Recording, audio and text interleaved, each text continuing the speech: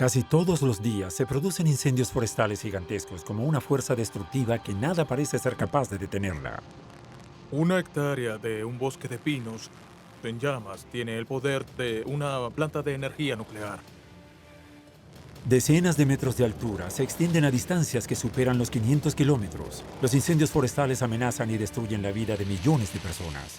Miro hacia arriba y veo todos los árboles de mi vecino en llamas. Todo lo que había detrás estaba cubierto en muros de llamas de 10 a 15 metros de altura.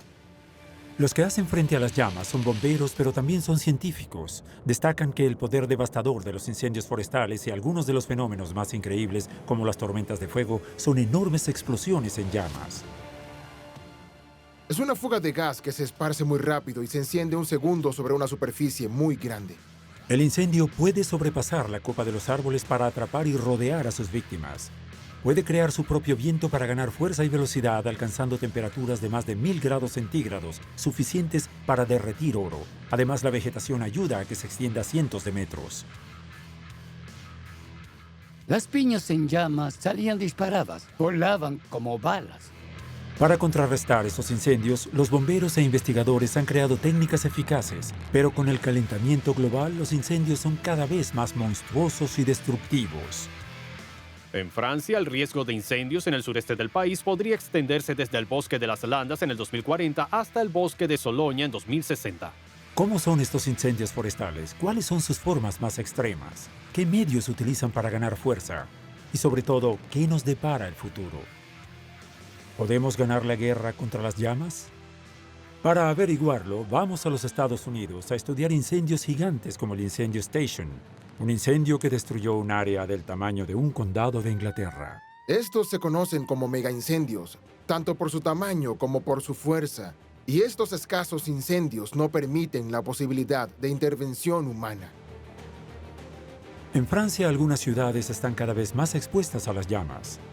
Existe una zona en la ciudad de Marsella que está rodeada de bosque. Es muy complicado proteger tanto a las personas como a las propiedades en estas zonas residenciales. En Portugal descubrimos un fenómeno común, los incendios múltiples. Estos provocan que cientos de llamas arrasen una zona al mismo tiempo. Después de eso, quedamos indefensos. Había tantas cosas ardiendo en el suelo que se propagó muy rápido. Llamas tan altas como los edificios, destrucción total de zonas vastas. Gracias a la ciencia descubrimos todo lo que hay que saber sobre los incendios forestales en el centro de las llamas.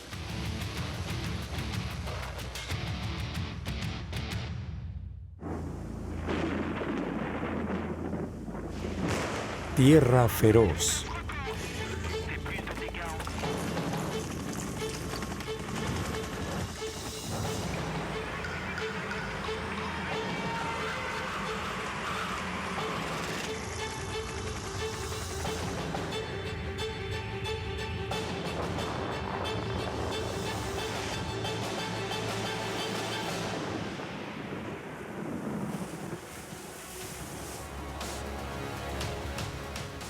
Mega incendios. El fuego siempre nos ha fascinado. Un valioso aliado que hoy se ha convertido en sinónimo de destrucción. 40 millones de hectáreas de tierra se incendian en promedio cada año. Esto equivale al monto anual de Alemania y Suiza. En los últimos años, los incendios forestales han alcanzado tamaños sorprendentes. En Chile, el invierno pasado, más de 180.000 hectáreas fueron devastadas en 2 meses por un incendio que alcanzó una amplitud de 500 kilómetros. En 2009, Australia atestiguó el incendio más mortal de su historia, 231 muertos en un área de 365.000 hectáreas devastada por completo. El equivalente de Bélgica ha desaparecido del mapa. Ante estas catástrofes hay bomberos que se enfrentan a las llamas desde el frente, pero también hay otros bomberos que permanecen en las sombras y que hacen grandes avances contra el fenómeno. Los científicos conocen a la perfección sus características más destructivas, así como a sus aliados más feroces. Entre ellos, el peor es el viento. Solía luchar contra los incendios forestales y siempre decíamos que cuando el viento sopla a más de 40 o 50 kilómetros por hora, no se podía hacer nada. Los científicos duplican sus esfuerzos porque el fuego no es como otros fenómenos naturales, tiene una relación muy especial con el hombre. No hay muchos desastres naturales en los que los humanos interfieran. No intervenimos en avalanchas o terremotos. Cuando se trata de incendios forestales, sentimos la necesidad de intervenir, por lo que estamos en el centro de la acción, tanto al estar a cargo como al frente, corrigiendo nuestros errores y combatiéndolos. El fuego no requiere de muchos elementos para que se encienda en la naturaleza. En términos científicos, es un fenómeno que se basa en una reacción química bien conocida, la combustión.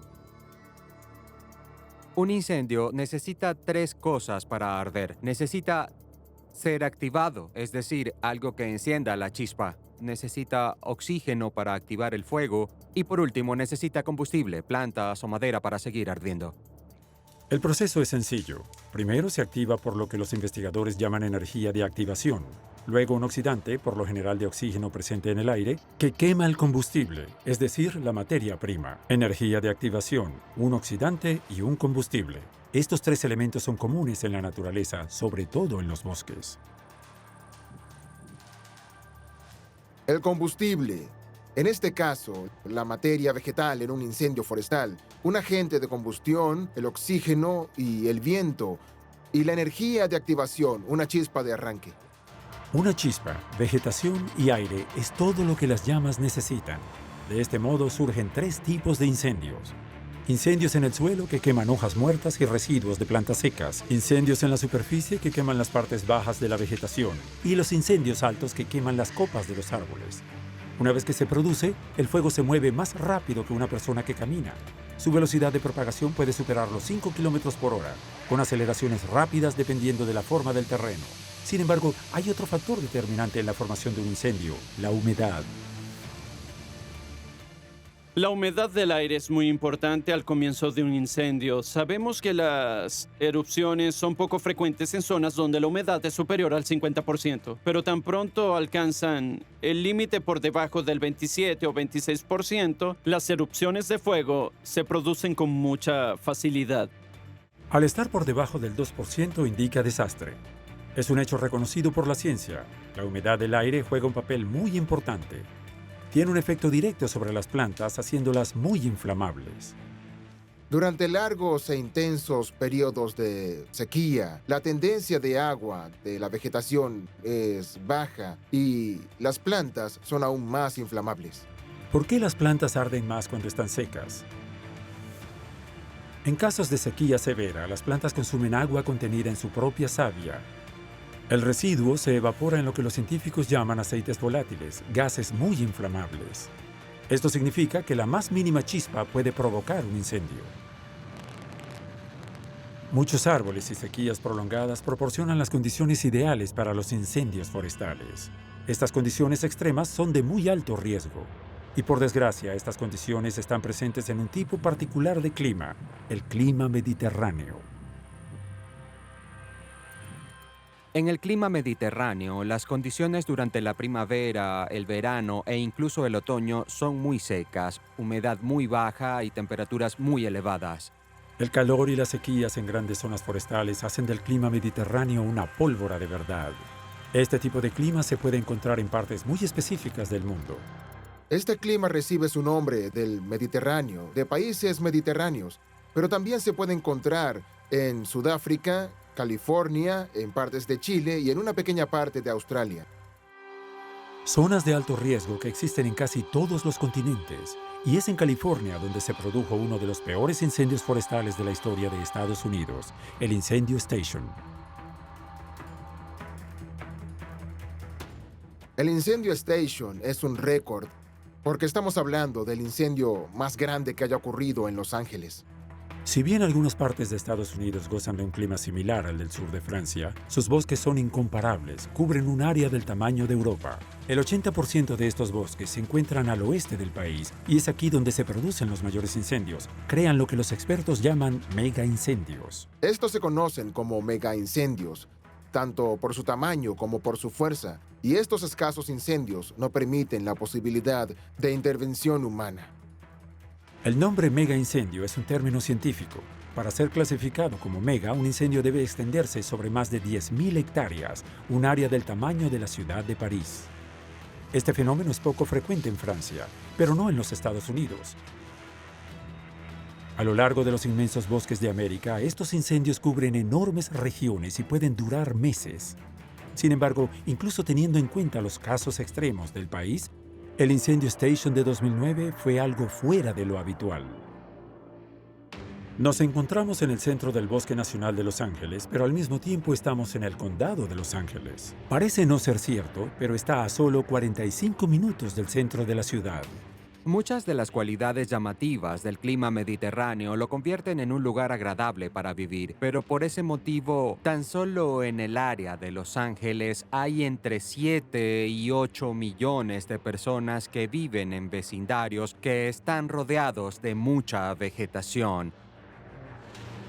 7 millones de personas, es decir, un tercio de la población de Los Ángeles que vive en los bosques y colinas al norte de la ciudad, lejos de las autopistas del Epinal, de las playas y de las zonas urbanas.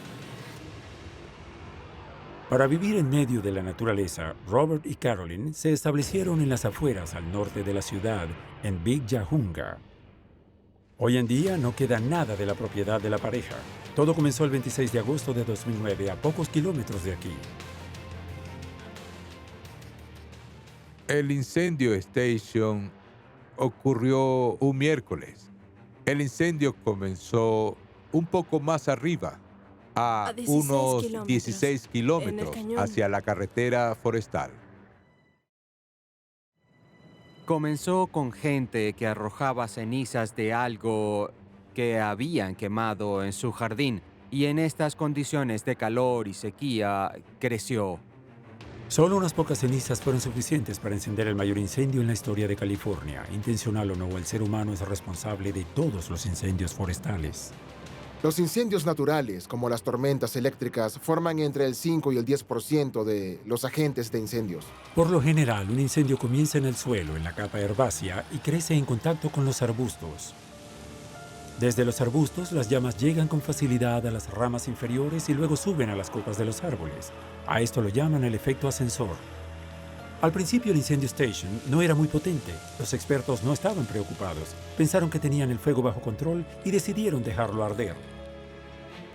Cuando el fuego empezó a arder no parecía tan peligroso. La norma que tenemos es que si la amenaza no es extrema, la dejamos arder mientras no pase a un estado mucho más grave. Esto puede parecer sorprendente, pero en los países anglosajones la norma es dejar el fuego en paz, ya que es bueno para algunos ecosistemas. De hecho, una gran parte de las especies de plantas mediterráneas no podrían reproducirse sin fuego. Este es el caso del pino carrasco.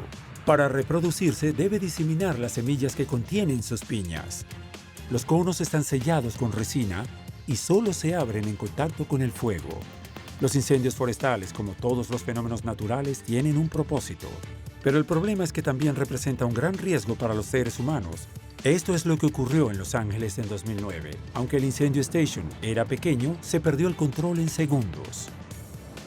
Lo que sucedió fue que las condiciones climáticas cambiaron y el fuego se propagó más allá de ese lugar. ¿Cómo es que un pequeño incendio se convirtió en algo tan incontrolable en unos instantes en Los Ángeles? Debido al mejor aliado del fuego, el viento. Y no cualquier viento. En California, el viento más peligroso se llama el Santa Ana. Los vientos de Santa Ana llegan cuando todo está seco y la temperatura es alta, alrededor de unos 40 grados. Los vientos provienen del este, pasando por encima de la montaña y llegando a la costa. Son vientos muy fuertes, entre 80 y 100 kilómetros por hora. El Santa Ana es el equivalente al viento del Mistral en Francia, pero más grave porque es seco, viene directo del desierto. Y el problema es que la velocidad de propagación del fuego está relacionada con la velocidad del viento. El desastre avanza a una velocidad del viento del 3%. Puedes imaginarte que con un viento de 100 kilómetros por hora, el fuego puede propagarse a 3.000 metros por hora. 300.000 metros son 30 campos de fútbol en una hora. Ese día en Los Ángeles, el poder del fuego se intensificó muy rápido. Luego avanzó hacia el oeste. Luego pasó por la carretera y después se dirigió hacia nosotros. El fuego incluso logró pasar por la carretera. Y es el viento el responsable, ya que causó lo que los científicos llaman salto de fuego. El viento puede transportar partículas ardientes que pueden encender fuegos delante de la llama principal. Las ramas en llamas son transportadas por el viento a través de la carretera y queman la vegetación del otro lado. Estos múltiples saltos de fuego crean tantas líneas de fuego nuevas que deben ser eliminadas antes de que se desarrollen. Los bomberos no lograron extinguirlas a todas. Aunque la velocidad del viento disminuyó, el fuego continuó su curso descontrolado. Incluso con la disminución del viento, las llamas se acercaron a la casa de Robert y Carolyn. En 2 días recorrieron 30 kilómetros llegando a la cima del desfiladero donde vive la pareja. ¿Por qué avanzaron tan rápido cuando no había viento? No había viento. Era un día caluroso, y mientras estábamos allí, un viento de 15 kilómetros por hora vino del desfiladero. Lo que Robert y Carolyn notaron fue un fenómeno que los científicos conocen. En realidad, fue el fuego el que produjo su propio viento. Para arder, el fuego busca consumir todo el oxígeno disponible. Produce un efecto de succión como una gran aspiradora, creando su propio viento para alimentar las llamas. Se crea la succión, donde el aire fresco de alrededor forma un vacío frente a la línea de llamas, lo que genera vientos en el suelo que pueden ser muy poderosos. Una vez encendido, el fuego ya no necesitaba viento del exterior para avanzar. Robert y Carolyn no se dieron cuenta al principio de la gravedad de la situación. Mientras salía para subir pertenencias al remolque, un vecino se acercó y me dijo: «Tienen que salir, les quedan 5 minutos». Miro hacia arriba y veo los árboles de mi vecino envueltos en llamas. Todo lo que había detrás estaba cubierto en muros de llamas de 10 a 15 metros de altura. Fue una emergencia total. El incendio, que hasta ese momento había estado por el suelo, llegó hasta las copas de los árboles, la cima. Lo llamamos el fuego de la corona. Cuando sucede en un bosque, es muy peligroso estar en esa situación porque el fuego pasa por encima de ti. Las llamas se desplazan de árbol en árbol con mayor potencia y velocidad, dado que se alimentan por la gran cantidad de hojas. Tan pronto el fuego llega al nivel del árbol, se convierte en un incendio completo. Estos ya no pueden ser controlados por los humanos. Solo había una solución para la pareja: huir.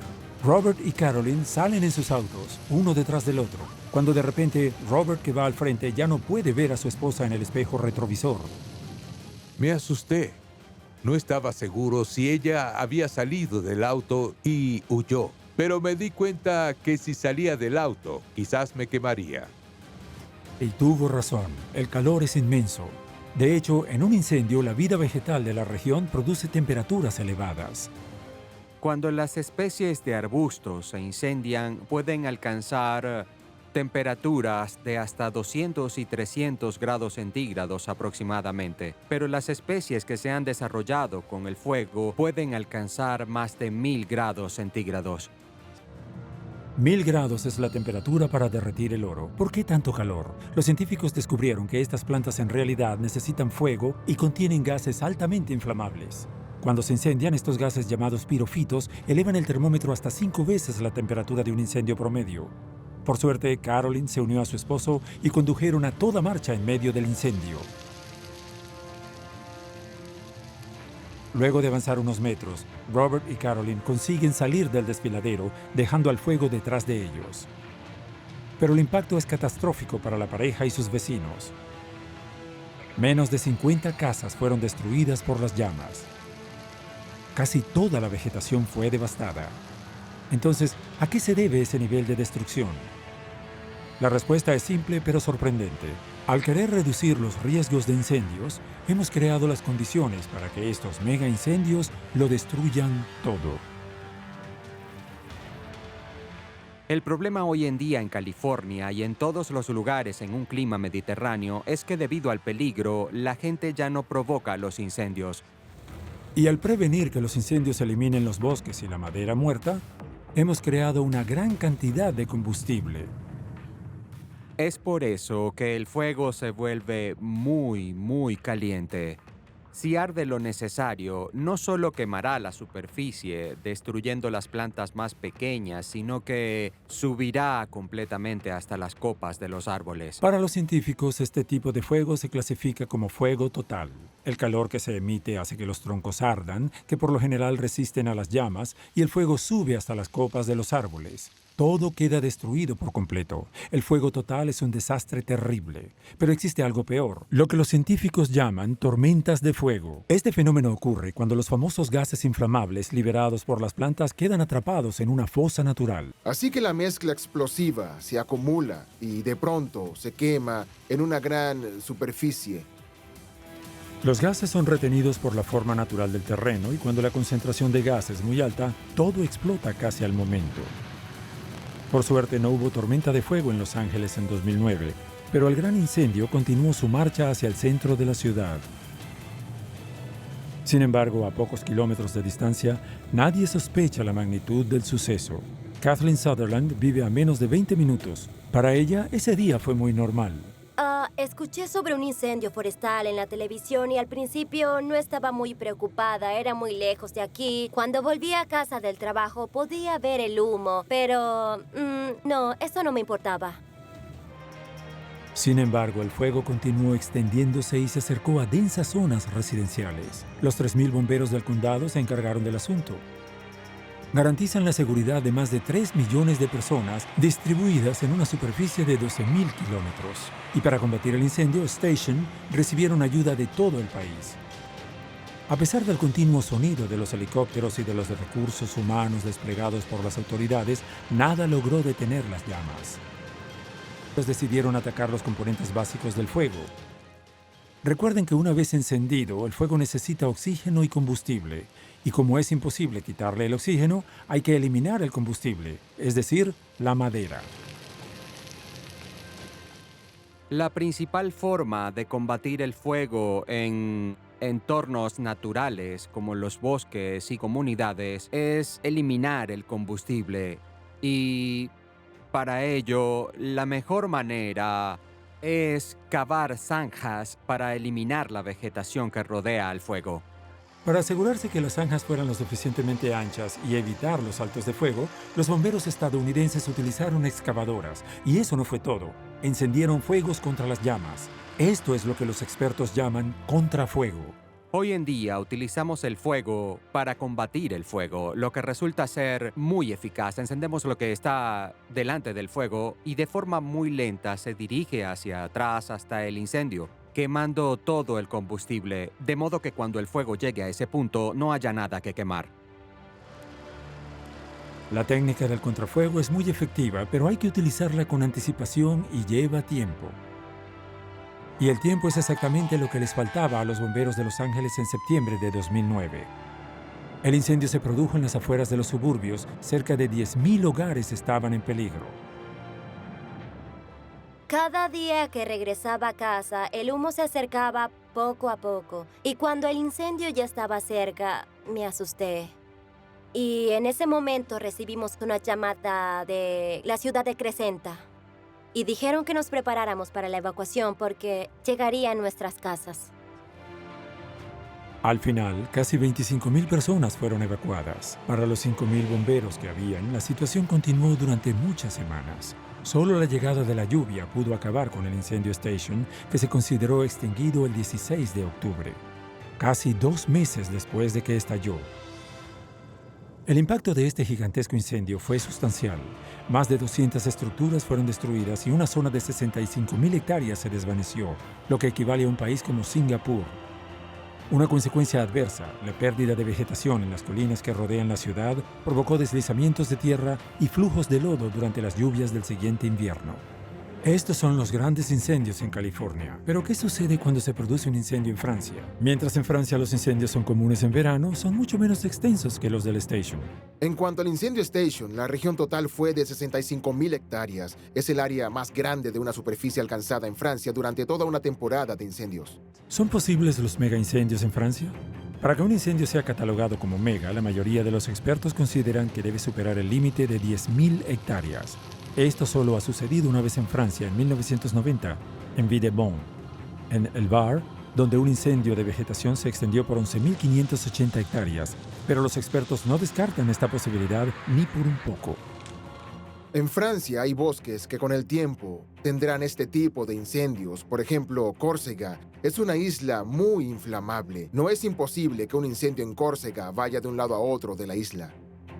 Y aunque los megaincendios no son hoy en día una realidad en Francia, el país ha presenciado en los últimos años algunos incendios muy peligrosos, ya que las llamas han alcanzado las puertas de las ciudades. Francia está cubierta por 16 millones de hectáreas de bosques. Aunque los científicos consideran que solo una tercera parte es vulnerable al fuego, esto representa el 10% de todo el país. Además, este tipo de bosque se encuentra en una sola región, el sureste. La capital de esta región es Marsella. Es la segunda ciudad más grande del país, con una población de 900.000 habitantes. Está rodeada de varias montañas entre el mar y los bosques. Una ubicación ideal si no hubiera incendios forestales. A finales de julio de 2009, Marie Canzano vivía en la zona de Trois Ponts, al este de la ciudad. Era un verano normal. Hacía buen clima, mucho calor, un poco de lluvia. Pero un verano normal en Marsella, en pleno clima mediterráneo, ya es una situación peligrosa. El clima mediterráneo es tanto el resultado de las altas temperaturas durante el verano como de las sequías más severas. Una sequía que dura 2 o 3 meses durante la época de verano. Y durante el verano de 2009, en 24 horas, todo cambió. El fuego se desplazó hasta las puertas de la casa de Marie, un momento que jamás va a olvidar. Estábamos asustados. Al ver el helicóptero que volaba sobre la casa y sus alrededores, supe que había un incendio en alguna parte. El 22 de julio, a menos de 10 kilómetros de la ciudad, se inició un incendio en el campamento militar de Carpián, provocado por un disparo durante el entrenamiento. Al principio, solo unos pocos arbustos estaban en llamas, pero en esta región, durante el verano, la chispa más pequeña puede desencadenar un desastre. En la mitad del verano, las temperaturas pueden superar los 30 grados. La humedad se reduce en un 15 a 18% y entonces, por desgracia, el viento puede activar el oxígeno de un incendio. No olvide que la situación se vuelve peligrosa al estar por debajo del 26% de humedad, así que por debajo del 20% las condiciones son muy inestables.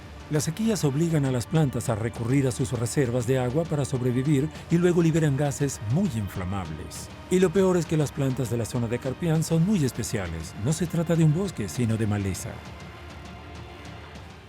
Por lo general son los arbustos y la hierba los que forman capas de vegetación baja. Estas plantas o arbustos de maleza están muy bien adaptadas al fuego.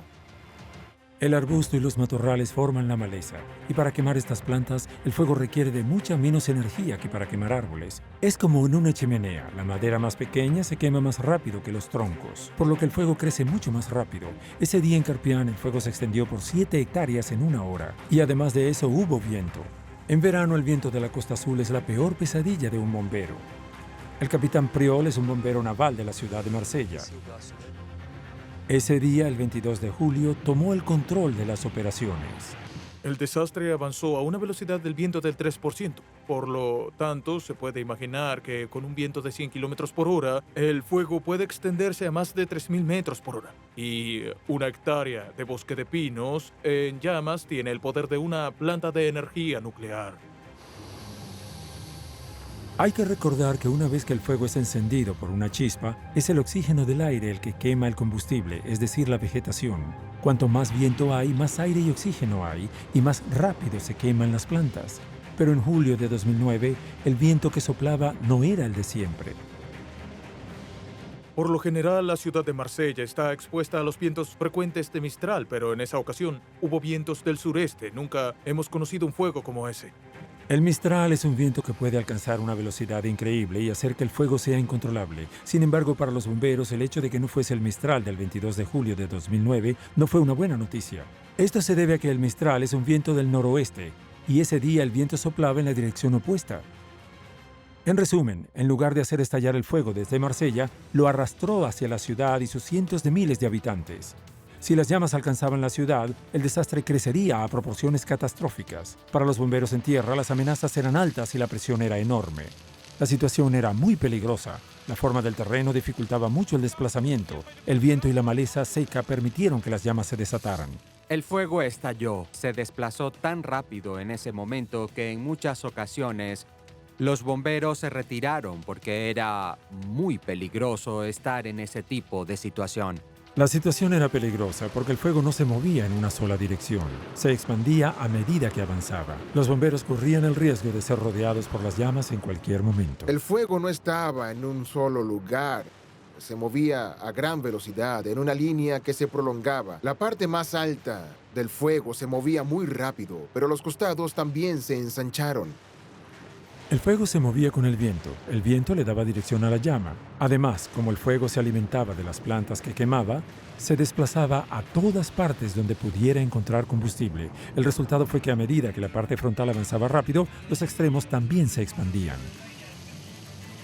Mientras los bomberos lograban contener el fuego frontal, los costados seguían avanzando y moviéndose a través de ellos. En el suelo, los bomberos tuvieron que tener cuidado de no quedar atrapados y ese día perdieron terreno. Para el capitán Priol, rendirse no era una opción.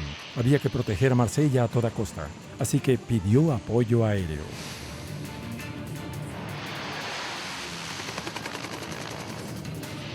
Desde el comienzo se advirtió a la base de seguridad civil más cercana. Oliver Le Chevalier es un piloto experimentado que ha trabajado en más de 1000 misiones de incendios. Él dirigió la acción aérea contra el incendio de Carpián desde su Canadair. Desde el principio fue una carrera contrarreloj porque cuando el fuego está bien consolidado debido a factores higrométricos como la fuerza del viento, la temperatura, la sequía, es tan potente que incluso si tuviéramos el doble o el triple de recursos no podríamos extinguirlo, sería imposible. Todo es cuestión de sincronización. Cada minuto cuenta en la lucha contra el incendio. Si la papelera se incendia, puedo apagarla con 10 litros de agua. Si la papelera prende fuego a la cortina y luego a toda la casa, se requerirían más de 10 litros. La lucha aérea comenzó en las montañas de Carpián.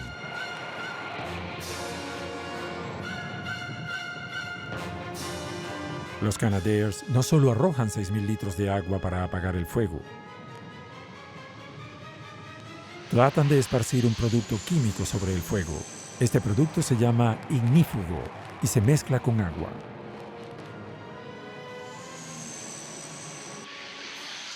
Tiene la ventaja de hacer más útil la capa de humedad que cubre la vegetación. Desarrollado por científicos y compuesto de sales especiales, sales de polifosfato, este producto hace que las plantas sean mucho más resistentes al fuego. Para lograr quemar esta vegetación, las llamas deben alcanzar 700 grados en lugar de 200 sin el ignífugo. Cubrimos toda la vegetación con esta sal en la parte frontal de la llama. El frente de la llama bombea energía para tratar de quemar esta vegetación y luego pierde su poder. Pero para que esta técnica sea efectiva, debe ser supervisada. Esta vez en las montañas de Carpián, con elementos como la sequía, el viento y el relieve, casi no hay visibilidad. Los bomberos y los pilotos deben trabajar en el centro del humo. El humo hace que el trabajo de los Canadairs sea mucho menos efectivo y pone en peligro la vida de sus equipos. Si alguna vez no tenemos una visibilidad nítida, si perdemos de vista los diferentes obstáculos, podríamos sufrir accidentes. Volamos muy cerca del relieve. Tuvimos que tener mucho cuidado. Estamos volando a 10 metros sobre el suelo y existe el riesgo de estrellarnos contra un árbol.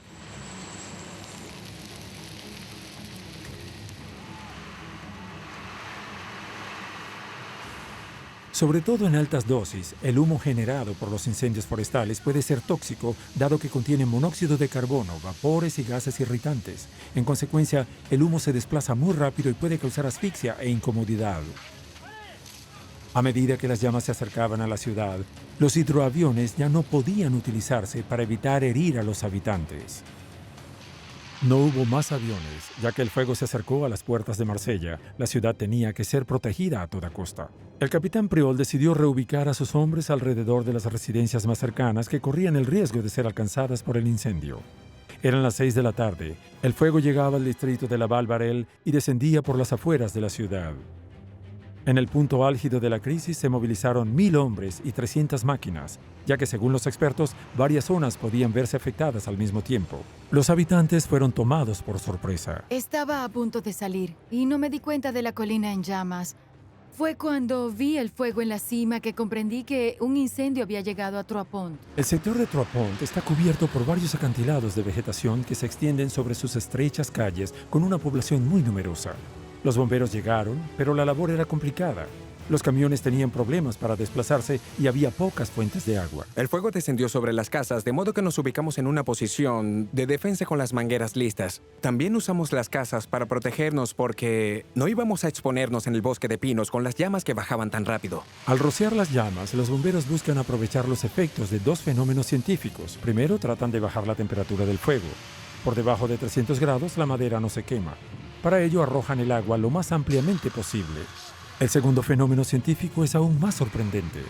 El calor transforma el agua en vapor y este vapor, que es un gas, sustituye al oxígeno. Y sin oxígeno, el fuego deja de arder. Esta técnica es muy eficiente, ya que un solo litro de agua a 100 grados produce 1.700 litros de vapor de agua.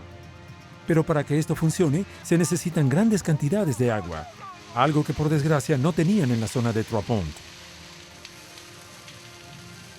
Las horas pasaron en Marsella, el fuego no se debilitó y los bomberos siguieron luchando. Contuvimos la respiración. No respiramos, teníamos mucho miedo. Cuando vimos que el fuego se apagaba, por fin tomamos aire y dijimos que eso sería todo por ahora. Los bomberos hicieron lo que se necesitaba. Aunque los bomberos no pudieron apagar el fuego, al menos lograron canalizarlo y evitar que la zona de Trois Ponts se convirtiera en cenizas. El fuego se detuvo a 50 centímetros de la casa de Marie. Pero la lucha aún no había terminado. A pesar del anochecer, el clima no ayudó. Por lo general, en este momento, las condiciones son más suaves con la puesta del sol. La temperatura baja y a menudo la humedad incrementa un poco. A veces el viento disminuye, pero no siempre es así. A finales de julio de 2009, a diferencia de lo que se esperaba, el viento hizo todo lo opuesto.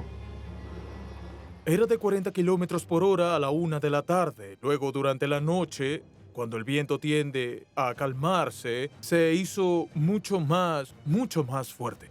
El peligro aumentaba para los bomberos que ya no contaban con apoyo aéreo y cuya visibilidad era muy limitada. El viento se hacía cada vez más fuerte y el fuego se desataba. Siguió su curso destructivo en dirección al barrio de La Panús. Y aquí es donde causó más daño. Eran casi las 2 de la madrugada. El fuego se desataba en la ladera cerca del vecindario, una pendiente cubierta de pinos. Sin embargo, el pino tiene un comportamiento muy especial en los incendios, lo que lo convierte en un aliado muy útil para el fuego. El pino es un aliado del fuego porque en verano su contenido de agua es muy bajo, lo que lo hace muy inflamable. Pero a lo largo del tronco también hay gotas de resina que son altamente inflamables. Y el fuego tiende a crecer en el árbol con la ayuda de esta resina. El pino es una especie que se ha desarrollado con la ayuda del fuego. Lo utiliza para esparcir sus semillas contenidas en las piñas. De hecho, las piñas están selladas por esta resina altamente inflamable. Los científicos descubrieron que al entrar en contacto con el calor, estallan, abriéndose y esparciendo sus semillas en un área grande. Cuando las piñas están en llamas, a menudo estallan y salen proyectadas a unos 10 o 100 metros. En la noche del 22 de julio de 2009, esto es exactamente lo que le sucedió a los colonas. Las piñas en llamas salían disparadas, volaban como balas. Entraron en la casa una por una. La casa no se incendió de inmediato. Nuestros vecinos nos dijeron que vieron salir humo de nuestra casa. La casa de los Colonna está ubicada frente al bosque de pinos. Las piñas fueron proyectadas con tal fuerza que entraron con facilidad en la casa. Teníamos un porche con una ventana de cristal. No era cristal doble, eran ventanas normales. Así que era fácil para ellos entrar y llegar a la alfombra, a los muebles, a todo.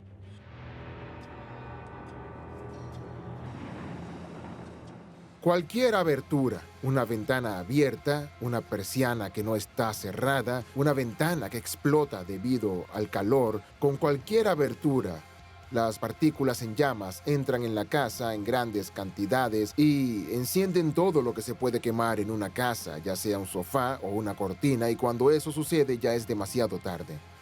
A las 8 de la mañana del día siguiente, el fuego cesó, pero tardó otros 4 días en considerarse oficialmente extinguido después de haber quemado 1000 hectáreas de tierra.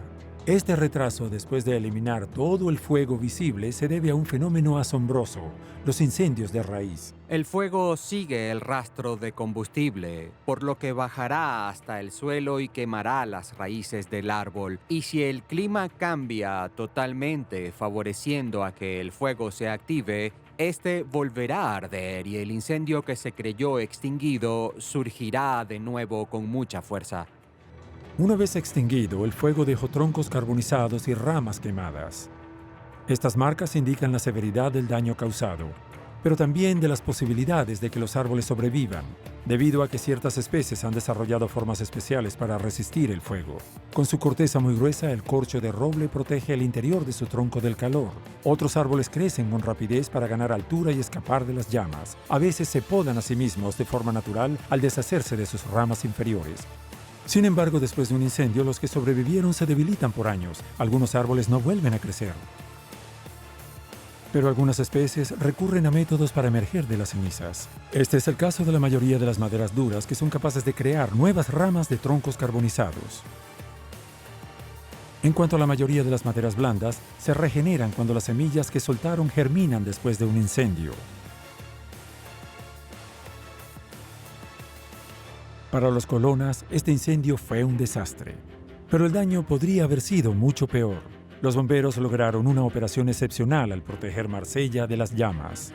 Pero por desgracia, es probable que los incendios que amenazan a las ciudades sean cada vez más frecuentes. Estos enormes incendios están causando daños cada vez mayores en todo el mundo. Los científicos se preocupan por el futuro. Pero ¿por qué los incendios forestales son cada vez más grandes y destructivos?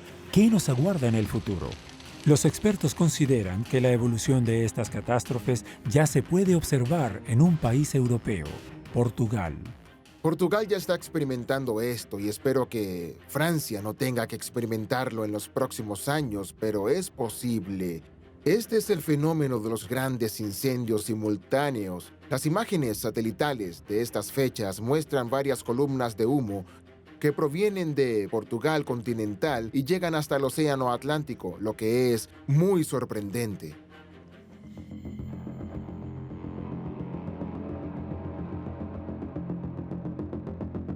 Fernando Rebelo es de Portugal. Durante el verano, en su pueblo, los incendios se han vuelto muy frecuentes. Es algo con lo que convivimos. Cada año hay un incendio. Era habitual. Recuerdo haber conducido en mi auto junto a un incendio. Se siente el calor a través de las ventanas. A menudo se oye a los bomberos. Se ve humo a lo lejos. Es muy normal. Los incendios en Portugal no son nada nuevo, pero en los últimos años las cifras se han elevado. En 2016, 160.000 hectáreas fueron consumidas por las llamas. Eso es casi 3 veces más que el incendio Station de Los Ángeles. Y lo peor es que cientos de incendios pueden suceder al mismo tiempo en todo el país. El clima portugués es muy similar al del sur de Francia, y las plantas tienen orígenes similares. Sin embargo, en este país, el número de incendios forestales aumenta de forma continua. Entre 2003 y 2005, fueron 2 años terribles, 2 temporadas de incendios devastadoras en Portugal. El 23% de la superficie forestal del país fue quemada. Eso es muy grave. Una cuarta parte de los bosques de Portugal del tamaño de Córcega se han desvanecido en 3 años. Entonces, ¿qué explica esta magnitud? Para entenderlo, basta con analizar lo que sucedió en este país durante el verano de 2016. El 8 de agosto de 2016, 35 incendios asolaron la ciudad de Porto, mientras que un centenar de incendios asolaron el norte del país. Y el fuego avanzó más allá de los límites de la ciudad, no como en Marsella. Esta vez entró en la ciudad de Funchal y casi destruye su casco histórico. Cuando observas la extensión del daño, 110 casas destruidas, más de 200 establecimientos, demuestra que se trata de un nuevo tipo de incendio para el que tenemos que prepararnos. Nunca había sucedido en Europa que una gran ciudad fuera casi destruida por los incendios forestales. Entonces, ¿qué sucedió el 8 de agosto? El verano de 2016 en Portugal estuvo caracterizado por un calor y una sequía intensos, incluso más de lo normal. En los últimos años, el sur de Europa ha experimentado un calentamiento que hace que las condiciones climáticas sean cada vez más extremas. Por desgracia, son las condiciones favorables para los incendios forestales. Todos los factores procedieron de la misma manera. Un aumento simultáneo de la temperatura, lo que aumenta el riesgo junto con un incremento de las condiciones de sequía. Otro factor se sumó a estas condiciones peligrosas. Un factor que lo cambió todo. Hubo un periodo que se puede caracterizar como un periodo de viento de Sirocco, un viento muy caliente que proviene del sur y del norte de África. De nuevo, el viento convirtió la situación en una pesadilla. Y no cualquier viento. El viento de Sirocco, caracterizado por un intenso calor y sequedad, tiene su origen en el centro del Sahara. Cuando azotó Portugal el 8 de agosto, la más mínima chispa causó muchos desastres. Fue todo una escena de horror. Mi madre gritaba, mi padre lloraba. No quedó nada, todo se quemó en cenizas. Salga de la casa, pero con cuidado, hay fuego adentro.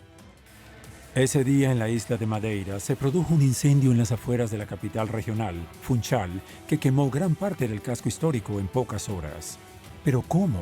De hecho, el fuego avanzó al centro de la ciudad por un árbol muy inflamable, el eucalipto. Conozco muy bien el eucalipto. Hay algunos abetos, algunos robles, pero es la especie que se desarrolla. El eucalipto es una especie que se encuentra por todo Portugal, pero no es propio de este país, sino del otro lado del mundo, Australia. El eucalipto australiano fue plantado en Portugal por las industrias papeleras para generar energía o para fabricar madera industrial. El eucalipto y el fuego tienen una larga historia. En su país de procedencia es el causante de inmensos incendios que provocan disturbios todos los años durante la estación de sequía. Sus características, conocidas por los expertos, lo convierten en un muy buen aliado para el fuego. Fernando sabe algo de esto. Luchó contra el fuego en las afueras de su pueblo. Sucedió en agosto. Estaba pasando las vacaciones con unos amigos que habían venido a quedarse y comenzó justo al lado de mi casa. Fernando fue de inmediato a la escena. Se dio cuenta de que las hojas y trozos de corteza de eucalipto que cubrían el suelo estaban en llamas. El fuego se estaba expandiendo, así que lo vencimos. Cuando había una llama, la golpeamos para apagarla, pero después con el extintor logré apagar algunas más, pero al rato nos quedamos sin energía. Había tantas cosas ardiendo en el suelo que se propagó muy rápido. Los científicos saben que las hojas de eucalipto se descomponen poco a poco. En verano, esta capa de hojas que cubren el suelo están esperando la oportunidad de encenderse. Por suerte, los bomberos llegaron muy rápido. Fernando tuvo suerte. Pero en la ciudad de Funchal, en 2016, fue otra de las características del eucalipto la que provocó el desastre. Cuando el eucalipto se quema, los pedazos de corteza producen partículas ardientes y estas partículas pueden ser transportadas a varios metros. Los fragmentos de corteza son muy ligeros. No olvide que las piñas explotan al contacto con el fuego y se proyectan a unas decenas de metros. Con corteza y hojas de eucalipto es mucho peor. La distancia puede llegar a cientos de metros. Impulsada por el viento, la corteza en llamas cayó en el centro de la ciudad, en casas con ventanas abiertas. Estos edificios se incendiaron de inmediato. Imagínense una lluvia de cenizas ardientes que cae al azar en toda una zona y luego sobre una casa abandonada, con vidrios rotos y una puerta abierta. La casa se incendia y las de los alrededores están en peligro. Para la población local y los turistas, la situación es catastrófica. Hay humo por todas partes. El aire pasó a ser sofocante. Había polvo por todas partes. Era agobiante. Ese día Funchal estaba al borde del caos, sobre todo porque la isla de Madeira está a 1000 kilómetros del resto de Portugal, lo que hace imposible que lleguen refuerzos. Al final, la ciudad se salvó gracias a un cambio en el clima. El viento bajó y la humedad subió, lo que detuvo el incendio. Pero en el resto de Portugal los incendios continuaron durante semanas y con el calentamiento global nos arriesgamos a tener cada vez más desastres como los que asolaron Portugal durante el verano de 2016. Ya se ha observado que los incendios forestales han estado aumentando y algunos estudios atribuyen este aumento de incendios forestales al cambio climático. En Francia los cambios actuales son irreversibles y amenazan con modificar muchas cosas. En el caso de Francia, el riesgo de incendios que existe en el sureste del país podría extenderse desde el bosque de las Landas en el 2040 hasta el bosque de Soloña en el 2060. La Soloña, en las afueras de París. La situación puede ser desastrosa ya que los bosques de la mitad del norte de Francia están poblados por especies arbóreas que no están adaptadas al fuego y que por lo tanto corren el riesgo de no poder regenerarse. Esto también significa que los planes de prevención y control tendrán que ser revisados a fondo. Debemos actuar para no tener que afrontar situaciones catastróficas como el incendio Station, pero en esta ocasión en Europa. Para los científicos, la extensión de la zona afectada no es el único efecto del calentamiento global. Ya está produciéndose durante las temporadas de incendios forestales y esto sucede en todas partes del planeta. En el pasado, cuando la temporada de incendios comenzaba en Los Ángeles, era alrededor de mayo y duraba hasta el mes de octubre. Ahora las condiciones de sequía y los componentes de combustión hacen que la temporada inicie a principios de marzo o en abril. En los últimos años, el número de incendios forestales ha aumentado en gran medida. Tanto así que, según algunos estudios, son los responsables del 20% de las emisiones de gases de efecto invernadero. Ellos contribuyen al calentamiento global, que a su vez genera incendios forestales. Otro proceso que no es normal ha comenzado.